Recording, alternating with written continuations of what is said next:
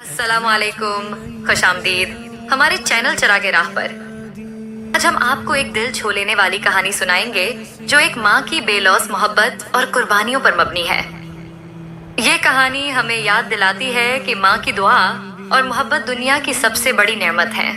तो आइए इस जज्बाती कहानी के जरिए एक माँ की मोहब्बत की अहमियत को समझने की कोशिश करते हैं। एक छोटे से गांव में एक माँ और उसका बेटा रहते थे। माँ बहुत ही मेहनत और शिद्दत से अपने बेटे को पाल रही थी क्योंकि उसके शोहर का इंतकाल उस वक्त हो गया जब बेटा सिर्फ 5 साल का था। माँ ने अपने बेटे की तरबियत में कोई कसर नहीं छोड़ी। वो दिन रात काम करती थी ताकि उसका बेटा अच्छी तालीम हासिल कर सके। जब बेटा बड़ा हुआ तो वो शहर में तालीम हासिल करने के लिए चला गया। शहर की रंगीनियों में डूबकर वो अपनी माँ को भूलता चला गया।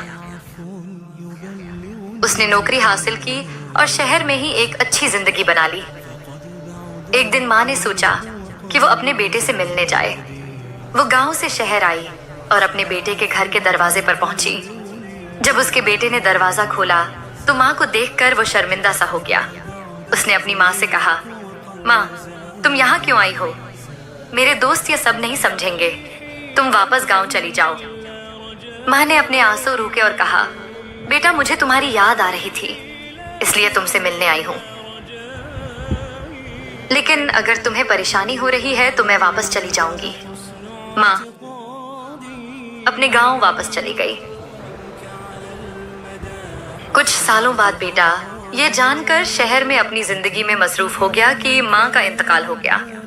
जब वो माँ के गांव आया और उसके घर को देखा तो उसके दिल में बहुत पछतावा और दर्द हुआ। माँ ने अपनी जिंदगी भर जो मेहनत की थी वो सब उसके लिए था, लेकिन उसने माँ की अहमियत को नहीं समझा। बेटा माँ के कमरे में गया तो एक चिट्ठी मिली जो माँ ने उसके लिए छोड़ी थी। उस चिट्ठी में लिखा था, बेटा मुझे पता था कि तुम बहुत बड़े इंसान बनोगे और इसीलिए मैं हमेशा तुम्हारे लिए दुआ करती थी। अगर कभी तुम्हें मेरी जरूरत हो तो याद रखना कि मेरी मोहब्बत हमेशा तुम्हारे साथ है। तुम्हें कभी मेरी कमी महसूस ना हो, इसलिए मैंने अपनी जिंदगी में सब कुछ तुम्हारे लिए किया।